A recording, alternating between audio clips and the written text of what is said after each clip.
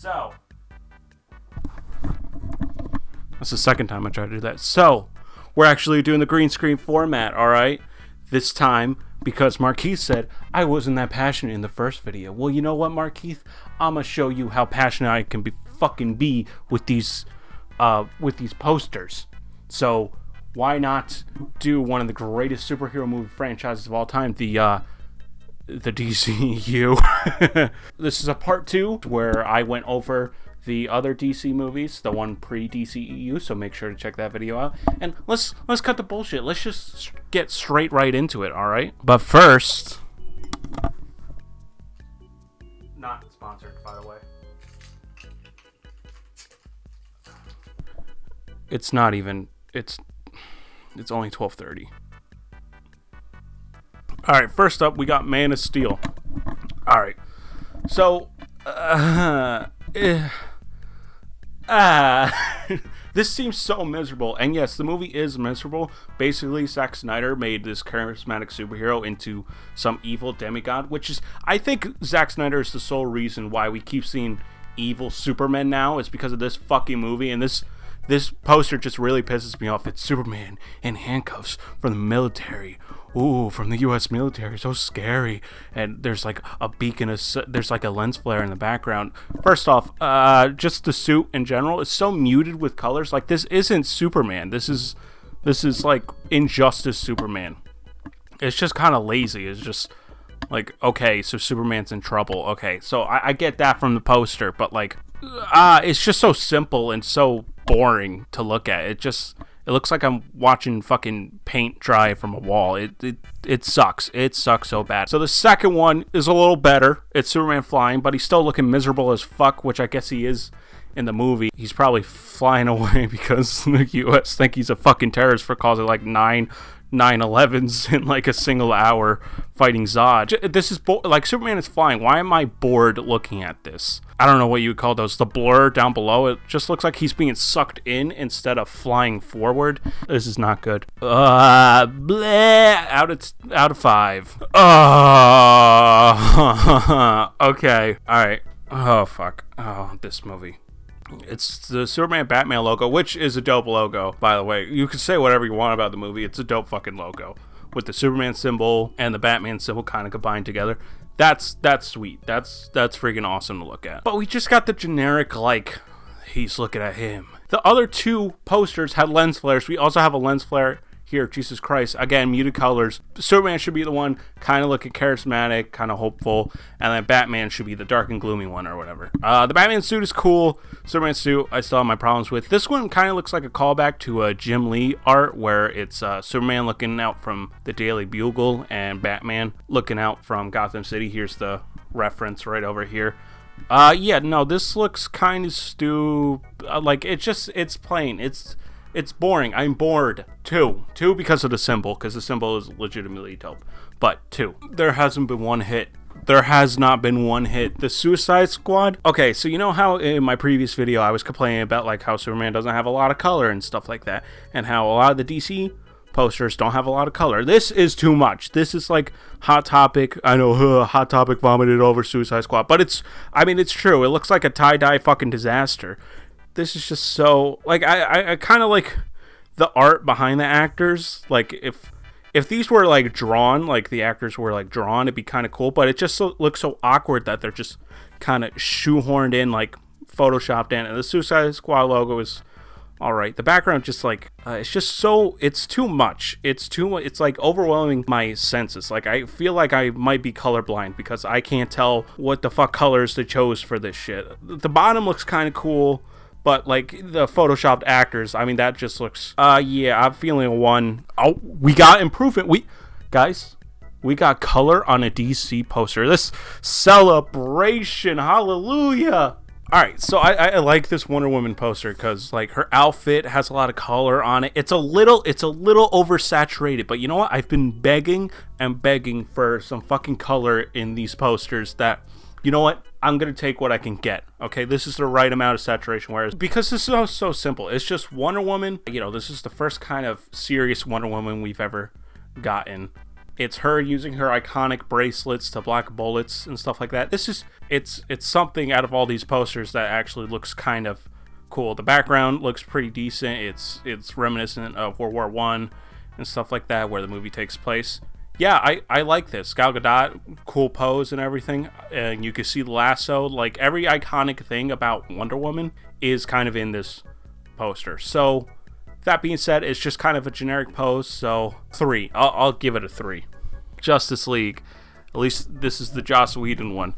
This is oversaturated again. It's like DC can never find a good balance between colors. It's either completely drained or like shoved in your face kind of colors. It feels very crowded. Like, you see Wonder Woman's face is pretty much cut off. Flash's face is pretty much cut off on this side. I do like the concept of, it says you can't save the world alone, with the symbols on them. But the only problem is, hey, there's Superman's logo. Where's Superman? They were trying to keep it a secret because, I guess, spoiler alert for like 5 to 7-year-old movie, Batman v Superman. Superman dies at the end of that, but everyone kind of knew that he was coming back. So, like, why isn't he on the poster when we all know he's coming back? I like the concept, but I don't like the execution. And the fact that Superman's not even there just infuriates me. 2, because I guess I see where they're going, but, like, they just didn't execute well. Aquaman. Alright, this has a good blend of color and mutilated color. So, like, everything below Aquaman is pretty mutilated. What the fuck is that word? It's a cool pose, granted, and the Aquaman symbol is pretty cool. I like how in some of the posters that's what they use for the A, which is pretty cool. And him just commanding a bunch of sharks, kind of like saying that Aquaman is a series. He doesn't just talk to fish kind of deal. He's like summoning these sharks or whatever. So it makes Aquaman look pretty badass, actually. A 3 again, because this isn't outstanding by any means, but like it's still it's better. It's definitely an improvement. Oh, here's the second Aquaman poster. I would give this the same thing, a 3, because I really like the colors of the costume. That costume, they actually managed to pull the Aquaman costume off, which is really cool. The Triton looks dope. It's just generic superhero pose, so there's nothing real new to it. Shazam, I think this is my first 5. It's simple. You get everything from the character. You have like kind of the colors in the background. Shazam's suit is still kind of muted. It's still more colorful than anything we've seen in the DCEU. And the pose actually tells what the character is about. A lot of these poses that we've seen beforehand are just kind of like superhero poses, like, oh, I'm a man, I'm gonna beat the shit out of you, Superman, fuck you. He's transformed into his adult self. He's got the bubble gum, he's got the phone, he's texting, he's acting like a teenager, even though he's in this adult body. I really like, this is like the essence of the character. Again, it's a simple pose, not a lot is going on in the background, so like, I don't know, maybe I'll rate this a 4, just because the background's not really telling me anything. Just say the word is a good tagline, though, because that's how Billy Batson gets his superpower, is he says Shazam, so that's very clever. Overall, I like this a lot. I just wish there was a little bit more going on in the background. This is... okay. So this is Birds of Prey and the blah, blah, blah, blah, blah of Harley Quinn. Again, they have such good ideas for these concepts. It's just like with the Photoshop, like look at these, like this, it's like if this was like drawn like an artist's depiction, not using actual live action actors, just kind of having them portray the same likeness, that this would have been really good. But because specifically we have to show the actors' faces and stuff like that, it just looks like a high school project's. It looks like in the background too, they just literally took the like Max spinny rainbow of death and like just put that in the background and blurred it a little bit. Like no creativity went in the background. DC's background game is not very good. But yeah, I mean, what is there to say? There's too much color. I've already complained about that.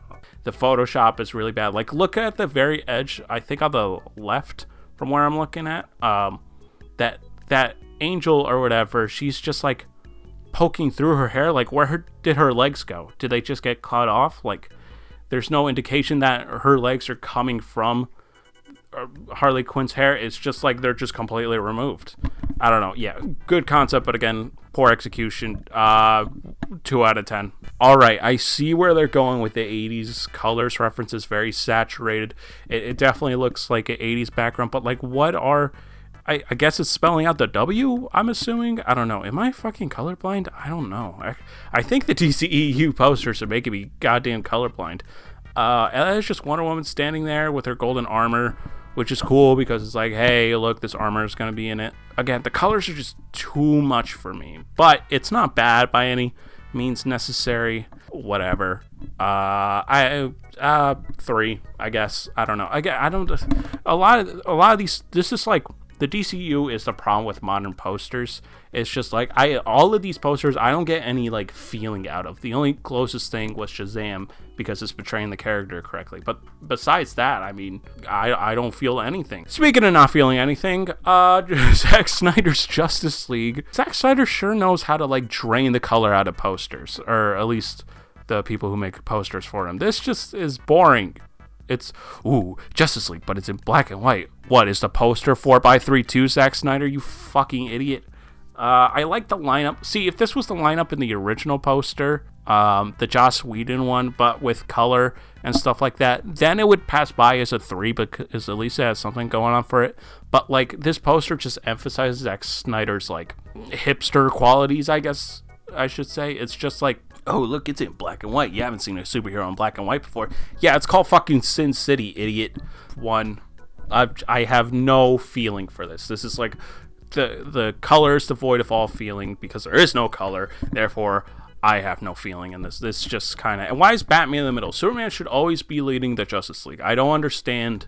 I get it. Batman's the most popular character. But, like, Superman is the beacon of hope. He should always be in the middle leading the Justice League. Like... This just, everything's wrong. Everything's wrong. This is a 5. Our first 5 in the DCEU. Jesus Christ, it took you long enough. It's art, and the actresses and actors' portrayals are very nice. Their portraits are very nice. It's pretty much all the actors in frame, and then you get slowly to the bottom, and it just shows the whole entire group. It's very like a class. It almost looks like a Western kind of thing, which is very much how the movie is portrayed and stuff like that. I like the tagline, they're dying to save the world.